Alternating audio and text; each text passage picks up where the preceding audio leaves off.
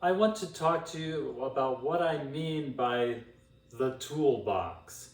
I've referred to this in our lectures already, and even in our some of the written stuff that I've given you.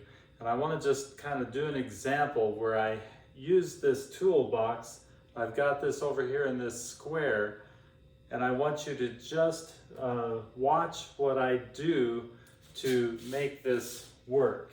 I have this simple linear single degree equation here, and I want to simply solve for x. And then I want to check my answer to make sure. But in doing this, I'm going to have several steps, and I'm going to write those steps down, and then off to the left, I'm going to, or to the right, I'm going to write the tool that I pulled from my toolbox to make this work. As I look at this expression, I have 5/2 times the parentheses x plus 8 is equal to 3 times the parentheses x minus 2. My first step has to be to get rid of the parentheses. So I'm going to do that. I'm going to multiply through 5/2 times x, and I'm going to multiply that times 8. And I have 3x times 3 times x, and 3 times a negative 2. And so I will get 5/2 times x plus 5/2 times 8 is equal to 3 times x minus 6. And what I've used there is this a times b plus c is equal to ab plus ac. We call it the distributive law, and I have just basically gotten rid of my parentheses. Now it's time for me to do some simplifying before I do some combining.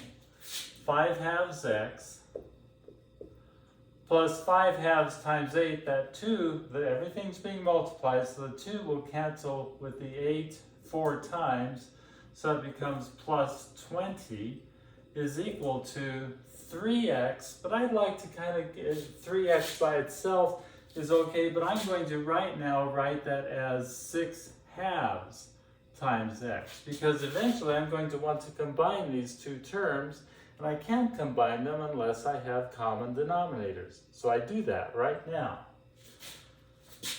Minus 6. So that's just simplifying.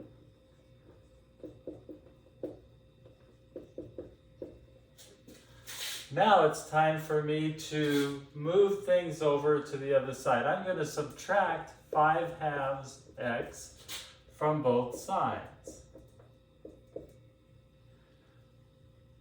And I'm going to add 6 to both sides.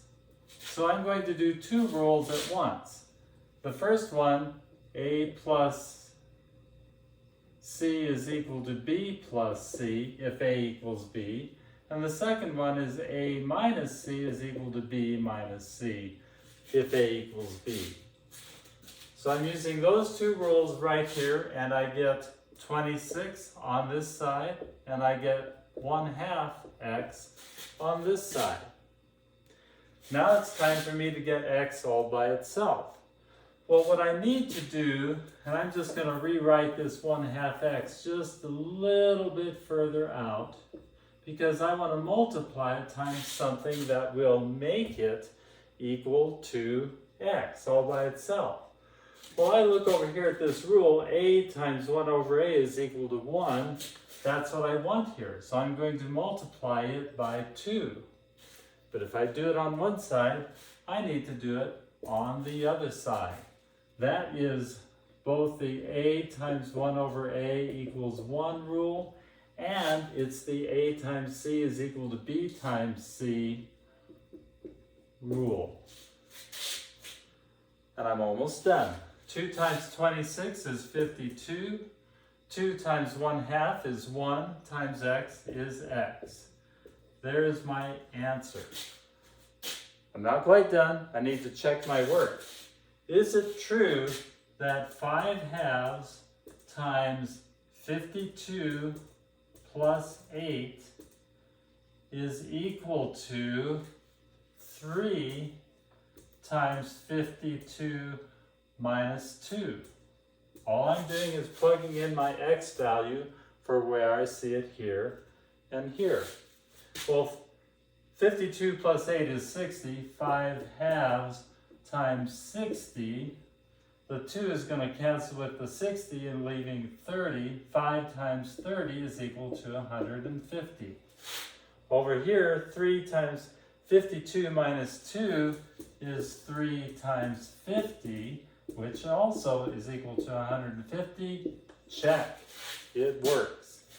I want you to see in each step I used the toolbox and I then checked my work. That's how to do probably every problem in this whole semester.